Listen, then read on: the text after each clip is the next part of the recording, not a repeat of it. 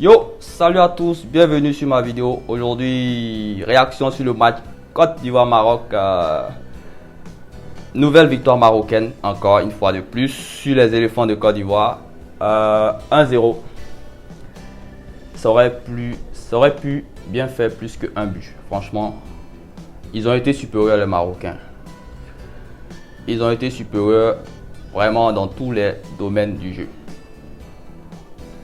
Hervé Renard, je l'avais dit, je craignais cet entraîneur. C'était pas pour rien. Hein. Cet entraîneur, je le crains trop, franchement. L'entame de match nous aurait pu faire croire que on allait passer une bonne soirée avec cette occasion de Kodja qui intervenait à la 40e seconde de jeu déjà. Puis plus le temps passait, plus les Marocains s'installaient de plus en plus solidement dans le match. Vraiment, la première mi-temps, elle est marocaine. Ils ont dominé la première mi-temps. Ils ont eu les meilleures situations. Et puis, on ne faisait que subir. J'ai pas envie de taper sur les joueurs, franchement. Hervé Renard a bien préparé le match tactiquement. Il a bien préparé le match. Quand tu vois une équipe comme la Côte d'Ivoire avec autant de joueurs talentueux qui n'arrivent pas à se créer d'occasion franche pendant plus de quasiment tout le match, si on retire l'occasion de Kodja en début de match, la frappe de Sérédié sur une paire de balles marocaines, il n'y a pas eu grand chose. Hein. Ils ont contrôlé le match, les Marocains. On aurait pu jouer comme ça jusqu'à 22 h, il n'y aurait pas eu de but, franchement. Ils ont complètement maîtrisé le match. Chapeau à Hervé Renard, il a bien préparé son match. Quand une équipe comme la Côte d'Ivoire en difficulté offensivement n'arrive pas à se créer d'occasion, c'est que tactiquement, l'entraîneur d'en face, il a mis une base solide. Donc, le Maroc, j'avais dit, ils ont raté le premier match, mais ça restait un candidat sérieux. Et ils l'ont démontré encore une fois de plus. Ça fait 3 victoires maintenant de suite pour le Maroc face à la Côte d'Ivoire. Ça commence à faire beaucoup, hein, franchement. Performance individuelle, Nicolas Pepe aujourd'hui, il a raté son match.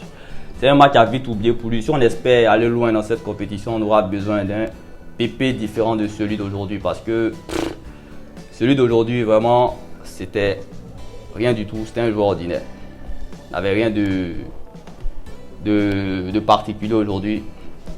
Il a raté son match comme beaucoup d'entre ses coéquipiers aussi. Beaucoup ont raté le match.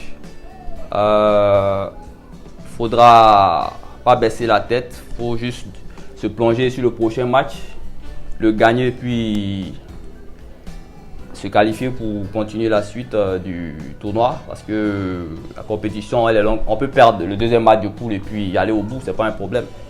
Et puis, Kamara Ibrahim, faudrait qu'il arrête de titulariser Jean-Michel Seri en numéro 10. C'est pas sa place. Il ne joue pas comme ça à Fulham.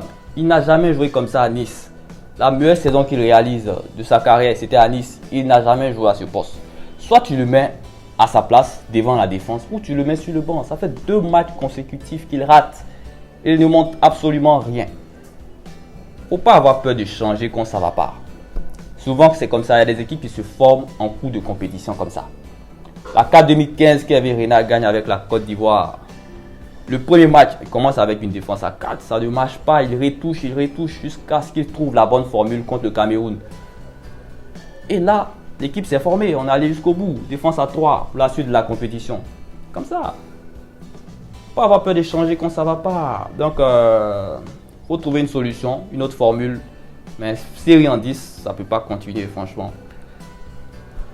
Il n'y arrive pas à ce poste, faut trouver une autre solution. Donc il faut gagner le 3e match, se qualifier pour les 8e de finale et puis on verra la suite. On baisse pas les bras, passez une bonne nuit et on se retrouve pour la prochaine vidéo. Break.